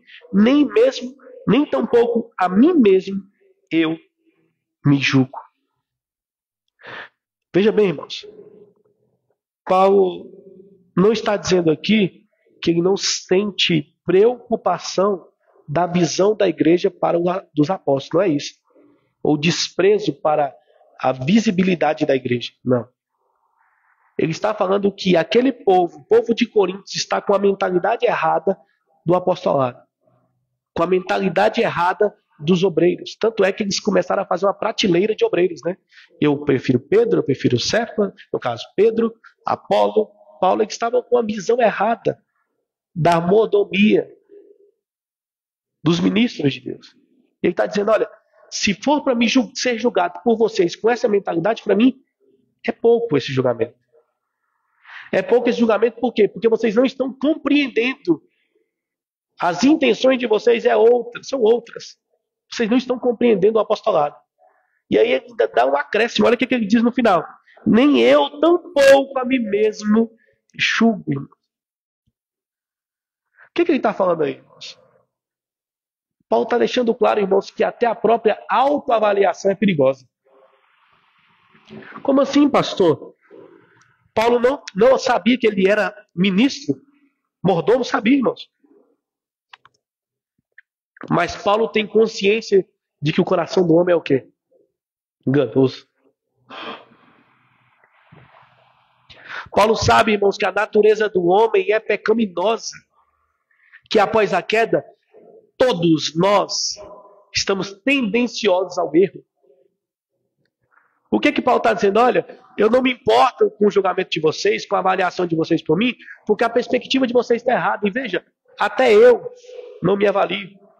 Porque se eu me autoavaliar, eu vou errar. Se eu olhar para o meu coração, eu vou começar a crescer o ego. Vou começar a me ensoberbecer. Lembra que ele disse que quando ele fala assim, 3 vezes eu orei ao Senhor para que me tirasse o espinho da carne? E o Senhor fala, olha, isso é para que você não se ensoberbeça. Deixa aí. Paulo sabe, irmãos.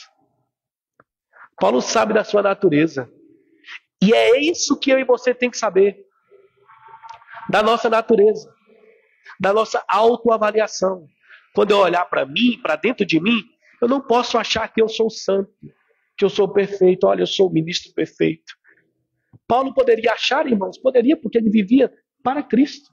Ele aprendeu de Cristo. Ele cresceu em Cristo. Mas ele sabe, irmãos, porque ele aprendeu com Cristo, cresceu em Cristo e vivia em Espírito de Deus, ele sabia que ele mesmo por si só não fazia nada. E ele está dizendo, a autoavaliação de vocês por mim não tem valor. A avaliação dos homens em mim não tem valor. A minha autoavaliação de mim não tem valor. Por quê? Porque o que vai nos avaliar verdadeiramente é o próprio Deus. Nós vamos ver isso lá no final. É Deus que vai nos julgar verdadeiramente. Paulo rejeita, irmãos, a obsessão pelo aplauso ou pela crítica humana. Paulo não está ali preocupado em reconhecimento. O que ele está dizendo? Para mim, esse julgamento de vocês não corrobora. Eu não estou querendo o aplauso de vocês. Eu não estou preocupado com a crítica de vocês. A minha consciência é liberta em Deus. Nem a minha autoavaliação eu creio. Porque eu sei que meu coração é enganoso. Eu creio na liberdade diante de Deus. Lá em Romanos capítulo 14, versículo 4, diz assim, né? Quem és tu que julga o servo alheio? No contexto, Paulo está dizendo a respeito das pessoas julgando pelas obras, né? Julgando ali se come, se bebe. 1 João capítulo 3, versículo 5, versículo 20 vai dizer, Deus é maior do que o nosso coração. Aonde Paulo está dizendo que nem eu faço uma autoavaliação em mim mesmo. Porque a maior do meu coração, do meu entendimento, das minhas escolhas, é o próprio Deus. Isso, irmãos, nós temos que entender. Que nós temos que nos libertar da tirania das opiniões alheias. Como assim, pastor? Quer dizer, então, que nós não temos que nos preocupar com o que a igreja transparece? Temos que preocupar. No sentido de nós estarmos sendo fiel Compreenderam? A minha preocupação e a sua preocupação tem que ser em estar fiel à verdade de Deus. Se eu e você está sendo fiel à verdade de Deus, pouco nos importa o julgamento. Entenderam agora? É isso que Paulo está dizendo. Porque se eu e você formos fiéis a Deus, na sua palavra, nos mistérios de Deus, nós seremos julgados. Isso é um fato. Nós seremos caluniados. Isso é um fato. Não foi Cristo que disse: se perseguiram a mim, logo perseguirão a vós também. O mundo odeia a verdade, irmãos. O mundo odeia o evangelho de Deus, de Cristo Jesus. O Cristo crucificado, a cruz de Cristo, o mundo odeia, irmãos. Hoje, a religiosidade está sendo usada como comércio, como moeda de troca, como ensoberbamento, por tiranos, por mercenários. Existe um remanescente, sim, irmãos. Existem um povo fiel, mas esses são poucos. A nossa preocupação tem que estar em ser fiel. Administradores, mordomos, ministros em fidelidade. Quanto a isso, nós temos que estar preocupados. Se estamos fazendo isso, não precisamos preocupar com as opiniões. Cuidado, irmãos, com a autocrítica. Cuidado com, meu coração. Porque hoje, irmãos, é que as pessoas apelam, né? Aquela famosa teologia do pensamento positivo, da autoafirmação. Afirme, dê uma palavra positiva, né? Profetiza que vai acontecer agora. Irmãos, nós temos fé em Deus. Nós sabemos que o que Ele quer fazer, Ele faz. Mas tome cuidado com... Olhe para o seu coração. Você é uma pessoa boa. Você é uma pessoa que exerce boas obras. Irmãos, cuidado. Porque essa autoavaliação tende a nos levar a lugares errados. Se nós não estivermos fundamentados na palavra e começarmos a olhar por aquilo que nós achamos, que nós entendemos, ou que nós temos como método de moralidade, nós vamos titubear. Porque a minha moralidade, a sua moralidade, ela é sim questionável. Ela é sim influenciável. A minha e a sua capacidade de ver, ela é moldada pelo nosso contexto social. Isso é um fato, irmãos.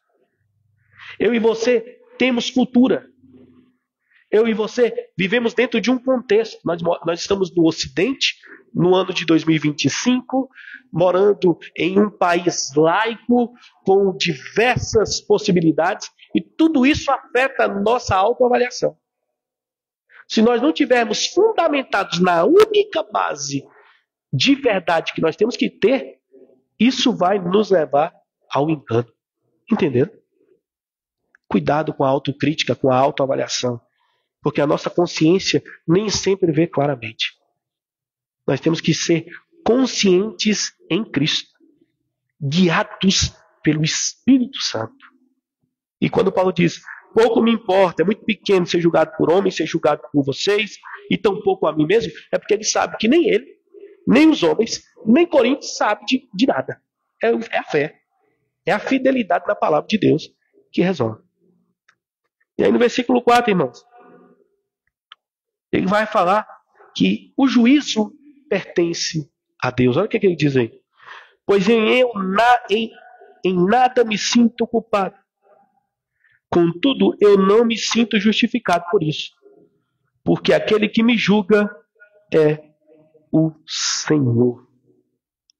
Primeiro ele começa colocando assim, que ele nada sente culpado. Como que a sua consciência é limpa. Minha consciência é limpa, eu não me sinto culpado. Mas aí ele vem com um segundo termo. Contudo, eu não me sinto justificado. Por quê? Olha o que ele diz. Eu não me sinto culpado, mas não me considero justificado. Ele está falando que não se considera justificado em Cristo? Não. Ele está falando de si mesmo. Olha o que ele diz. Eu não me considero culpado, mas não me considero também justificado. Como assim? A minha consciência é limpa, mas não é infalível. Entenderam, irmãos? Eu, Paulo, sou um ser humano. É o que ele está dizendo. Eu estou fazendo a mordomia de Deus, sendo servo de Deus, de maneira fiel. Eu sei disso, mas eu não sou infalível. Eu não me justifico em mim mesmo. É isso que ele está dizendo. Eu, Paulo, não sou o justificador da minha vida. E é isso que eu e você tem que ter em mente, irmãos. Nós temos que nos autocriticar todos os dias e entender que a nossa fidelidade que é a base. Nós temos que ser fiéis. Porque eu e você não se justifica só. Não é por obras, para que ninguém se glorie. É pela fidelidade. É pela obediência. Então nem por isso me considero justificado. A justificação não vem da opinião de Paulo, da vida de Paulo, do achismo de Paulo. A justificação vem de Deus, em Cristo Jesus. Olha o que ele fala no final. Porque aquele que me julga é quem? É o Senhor. É o Senhor que julga. Quem julga, Deus é o juiz supremo. Então ele diz, olha, pouco me importa ser julgado por homem, ser julgado por coríntios, ou ser julgado por mim mesmo. Porque eu tenho a consciência limpa, mas não sou infalível. Eu sei que eu não sou infalível. É Deus quem me julga. Irmãos, o crente, ele vive diante de Deus, não diante dos homens.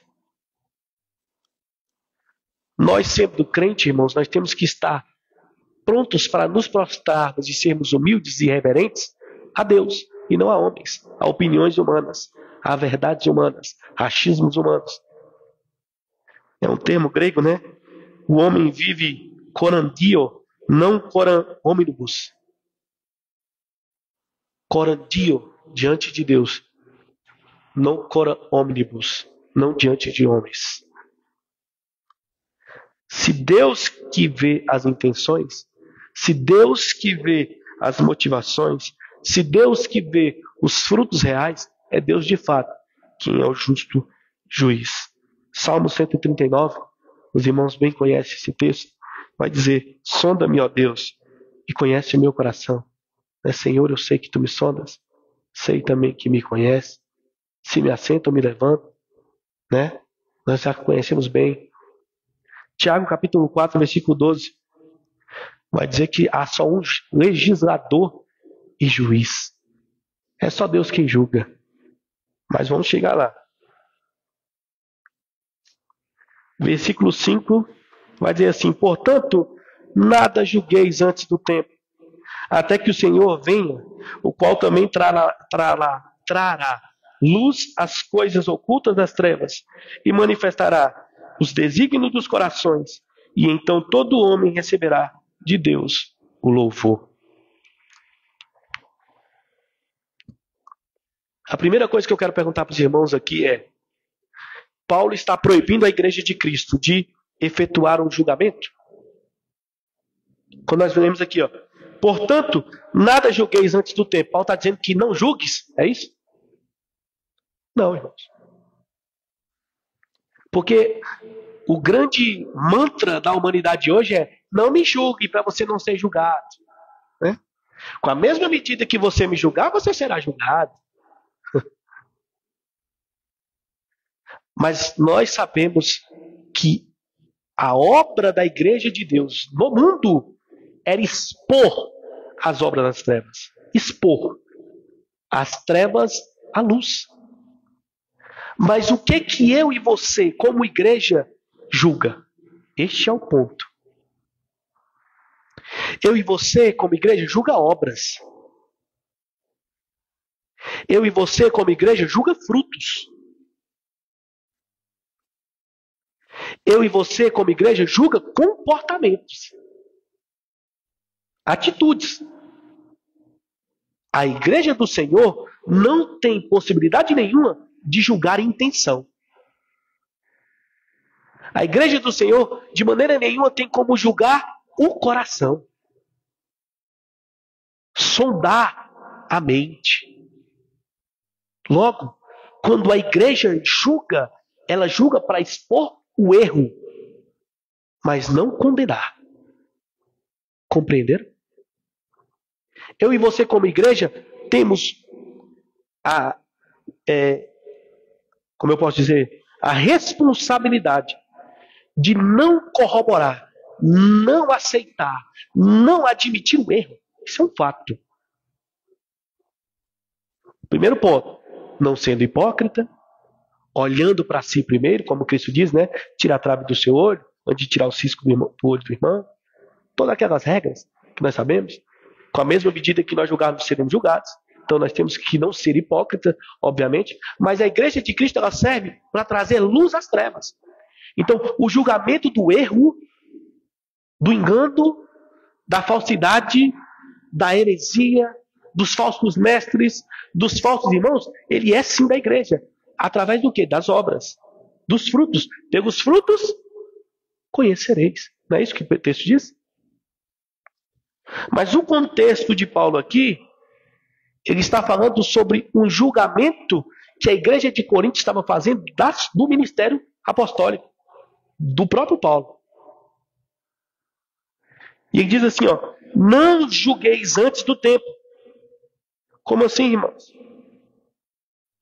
É nós tomarmos cuidado em nos precipitar com acusações de intenção. Como assim, pastor? Porque Paulo, em nenhum momento, ele viveu em descredibilidade ou infidelidade com a verdade, com os mistérios de Deus. Logo, Paulo estava pregando a verdade? Sim. Vamos fazer um checklist? Paulo pregava quem? Cristo? É Cristo. Certo. Paulo pregava Cristo crucificado? Certo. Paulo pregava Cristo ressurreto? Certo. Paulo pregava Cristo como Messias? Certo. Paulo pregava Cristo como aquele que veio nos substituir? Certo. Paulo pregava Cristo como aquele que é o justo juiz, aquele que é o Filho de Deus, aquele que é o Verbo encarnado? Certo. É aquele que é o único mediador entre Deus e os homens? Sim. Então o que Coríntios estava julgando aqui? Não estava julgando as obras, estava julgando a intenção de Paulo. E aí é o problema. Porque a intenção aí você não tem como julgar. Quando nós vemos algum irmão no erro, a função da igreja é com amor, em longanimidade, exortar aquele irmão, trazendo-o para a verdade do Evangelho. Porque a obra que ele praticou estava errada. Obra. De maneira nenhuma eu, como igreja, posso julgar que a intenção dele estava errada. Este é o ponto. Porque muitas das vezes a intenção pode estar certa, ser boa, mas com a falta de crescimento espiritual ele pratica um engano. São duas vertentes, irmãos, que nós já vimos isso aqui. O pastor Marco Aurélio trouxe agora há pouco. Muitos daqueles dias vão chegar com um rol de obras que aparentemente são lindas. Milagres, prodígios, curas, expulsão de demônios, né? Milagres diversos. Vai estar lá no rol deles. E eles vão chegar e falar assim, Senhor, Senhor, em teu nome eu não profetizei, em teu nome eu não fiz milagre, em teu nome eu não expulsei demônios. E Deus vai falar para eles, Cristo vai falar para eles, aparta de mim, eu não vos conheço, vocês são praticantes da iniquidade. Logo, aquilo que nós víamos não eram as intenções. Correto? Mas também existe o contrário. Muitas pessoas com intenções certas tropeçando em erros. Por falta de conhecimento. Falta de uso de costume, por crença em usos de costume, misticismo, vivendo dentro de um contexto de seitas religiosas, que é um erro também. Então a minha e a sua função não é julgar a intenção, mas é o fruto, a obra. E expor aquilo à verdade de Deus. Crendo que Deus vai resgatar a cada um. Essa é a nossa função. Então quando ele fala, portanto, não julgueis antes do tempo, é justamente isso. Calma lá. não dê um veredito de condenação, porque não nos é cabido. Eu e você não condena ninguém. Eu e você não é juiz. Já está no inferno aquele irmão. Ó, aquele irmão fez uma coisa. Ixi, a senha do Wi-Fi é o nome dele. Não.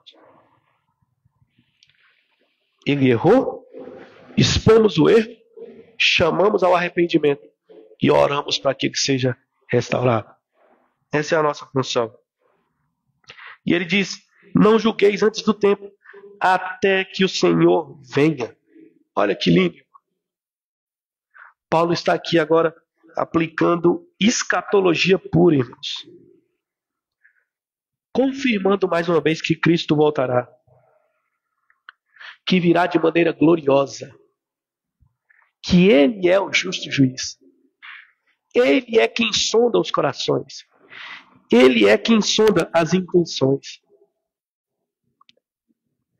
E ele vai, além de ele vir, irmãos, ele vai trazer luz às coisas ocultas das trevas. Olha aí, quem traz luz. Olha aí quem conhece as intenções profundas. Quem sonda os pensamentos, os corações, como nós lemos em Salmo 139. Né? É Ele, o Senhor Jesus. Manifestará os desígnios dos corações. Olha aí. Quem é que faz isso, irmãos? É o Senhor Jesus. E então, todo homem receberá de Deus o louvor. Deus trará o galardão, a recompensa justa a todo o homem. Com isso, irmãos, nós vemos que na cultura grega, naquela época, reputação era tudo. E a reputação de Paulo em Coríntios não estava muito boa. E eles estavam julgando Paulo pela sua reputação. E Paulo está dizendo: calma lá. O julgamento não é assim, não. O julgamento, ele é por obras, e eu sou fiel. Minha consciência é limpa. Por mais que ela não seja infalível. Vocês estão julgando as minhas intenções pelo que vocês acham. E isso é errado. Calma lá. Vivam como ministros e mordomos fielmente, fidedignamente, em pureza doutrinária, em pureza moral e em pureza prática. E calma lá, porque o nosso Senhor virá. O nosso Senhor virá e Ele virá sendo a luz que expõe todas as trevas. Sendo a luz que traz à tona os pensamentos, as intenções. Eu e você tem que viver crendo nesta luz eterna. Debaixo desta luz eterna. Romanos 2,16 diz que no dia em que Deus julgar o segredo dos homens, vai ser julgado por Cristo Jesus. Apocalipse 22,12 vai dizer que vem sem demora. E comigo está o galardão. Logo, irmãos, temos que tomar cuidado com os julgamentos. Em que sentido? Condenatórios. Agimos como a igreja de Coríntios, muitas das vezes. Por um erro, trazermos já uma condenação. A função da igreja é expor o erro e trazer o arrependimento. É revelar as obras das trevas. É ser luz, é ser sal, é ser diferença. O mundo já julga por si só. O mundo já vive pelas próprias concupiscências, pela própria moralidade, pela própria falsa moralidade. A minha e a sua função é evitar críticas destrutivas, juízo apressado. É expor a iniquidade, mas com amor e longanimidade. Crendo que Deus reforma, transforma. Que Cristo justifica. Eu e você tem que viver, irmãos, crendo que Cristo virá e trará uma justiça perfeita. Eu e você tem que viver com único e exclusivamente intuito de agradar a Deus. com a única e exclusivamente intuito de obedecer, ser fiel a Deus e não obter galardão humano, aplauso humano, louvor humano. Com isso, irmãos, nós aplicamos 3 coisas rapidamente, para não sermos tão repetitivos, porque eu já vim trazendo aplicações. Primeiro ponto: líderes, sejam mordomos fiéis. Todo líder, todos os irmãos que almejam o episcopato, que boa coisa é, mas como o próprio texto diz que não sejam muitos ministros, porque o galardão o jugo é pesado, né? A obra, o fardo é pesado. Mas se vai ser, que seja fiel. Como eu disse, pureza doutrinária, moral e prática. Que infelizmente é o que nós não temos visto, irmãos. Fidelidade bíblica. Sola Escritura, sola fide, sola Deo glória, sola gratia, sola Jesus Cristo. Isso tem se perdido, irmãos. E tem sido mais sola a mim mesmo, sola o que eu acho, sola o que me agrada, sola o que eu ganho. Ministros, sejam fiéis. Igreja, pare de idolatrar homens. Igreja, olhe para Cristo. Ser humano é falho. É falível. Eu estou aqui hoje e não sou inerrante. Diferentemente dos romanos que creem que ex cátedra existe um homem infalível, nós sabemos que isso é mentira.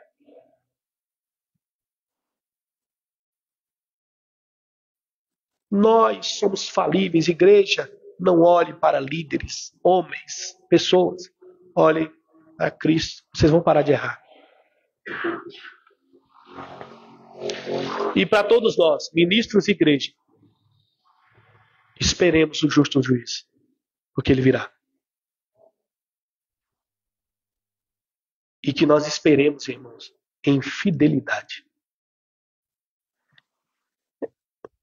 É isso que eu espero para cada um de nós. Amém? Que Deus possa nos abençoar. Eu quero agradecer a oportunidade em nome de Jesus e convidar o grupo de louvor.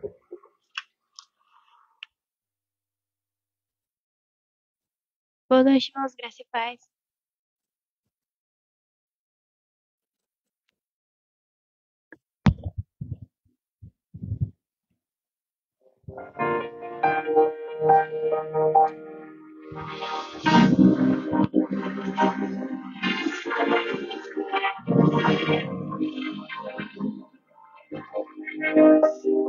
Ressuscitou e vivo está o dia que regressará. Me salvou pela graça,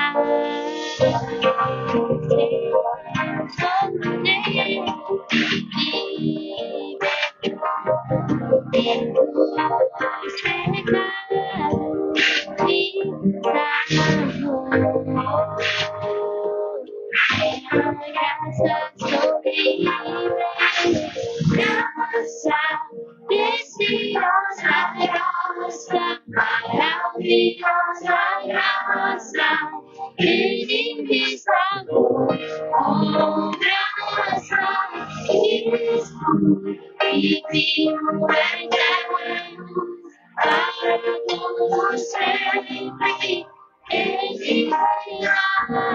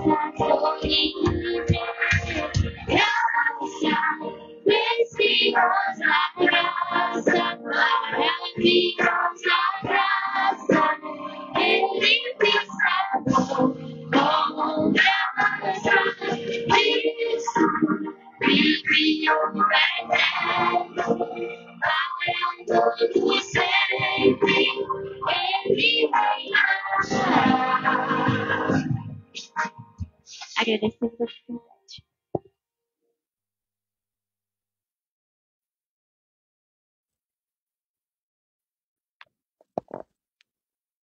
Amém. Glória a Deus.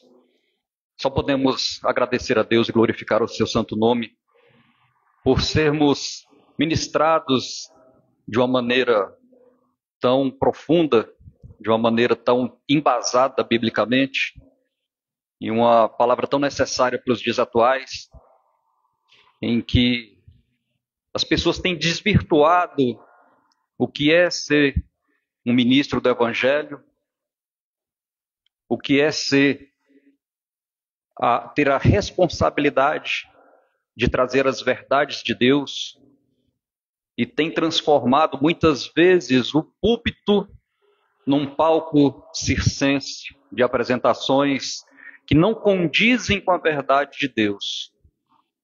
E da mesma forma, as pessoas têm buscado esse tipo de pessoas que têm essa postura, pessoas que falam aquilo que elas querem ouvir e se esquecem que a palavra de Deus, ela é muito profunda, ela é verdadeira, ela restaura, ela é a verdade. E se essa verdade não for ministrada com fidelidade, não existe transformação na vida das pessoas, como bem o pastor Rafael expôs aqui, e o pastor Marconel também. Eu só tenho a agradecer a Deus pela vida dos ministros, dos pastores. Que Deus abençoe, pastor Marconel, pastor Rafael, que Deus continue usando a vida de vocês de maneira verdadeira. Que Deus abençoe. Nós estamos encerrando, e antes de encerrarmos, de nós orarmos encerrando, eu gostaria de convidar a todos a participarem conosco todas as quintas-feiras aqui na Igreja O Caminho, quadra 10, lote 15, na Avenida Comercial aqui do setor oeste do Gama. Nós temos estudo bíblico expositivo, estamos sendo ministrados sobre a doutrina da soberania de Deus. Tem sido estudos maravilhosos, profundos, participativos, onde nós temos a oportunidade de tirar as dúvidas e conhecer verdadeiramente quem é o Senhor das nossas vidas e quem está no governo de todas as coisas. E todos os domingos estamos aqui reunidos para a glória de Deus, a partir das 18 horas, para cultuar o seu santo nome, para sermos ministrados pela palavra de Deus, para louvarmos e para estar em comunhão uns com os outros e com Deus. São todos bem-vindos e que participem, aqueles que puderem vir presencialmente, às quintas-feiras, 20 horas, e aos domingos, às 18 horas. E também os estudos, tanto os estudos como os cultos, são transmitidos através da rede social, do Instagram, a live ao vivo, e fica gravado lá. Quem depois quiser rever, ou iniciar o estudo, ou se perder algum estudo que não pode vir presencialmente, pode ver lá no Instagram, que estão todos registrados lá. Amém? Vamos ficar de pé, vamos encerrar. Amém. Senhor nosso Deus, nosso Pai, nós te agradecemos, ó Deus, pela tua presença em nosso meio. Te agradecemos, ó Deus, pela tua palavra. A tua palavra é a verdade, a tua palavra transforma o nosso ser, molda a nossa mente. Nós te pedimos, ó Deus, que o Senhor seja conosco todos os dias da nossa vida, nos orientando, nos direcionando, ó Pai, na tua verdade, nos fortalecendo para que nós possamos colocar em prática tudo aquilo que o Senhor nos tem ensinado, Pai. Abençoa cada vida aqui presente. Abençoa essa semana que se inicia. Abençoa, Senhor Deus, aqueles que não puderam vir, que o Senhor possa transformar as nossas mentes, que o Senhor possa nos direcionar. Abençoa, Pai, nos leva de volta para casa, em paz, segurança, e que o Teu nome seja glorificado através da vida de cada um. É o que nós te pedimos e te agradecemos em nome de Jesus. Amém. Está encerrado, irmãos. Que Deus abençoe.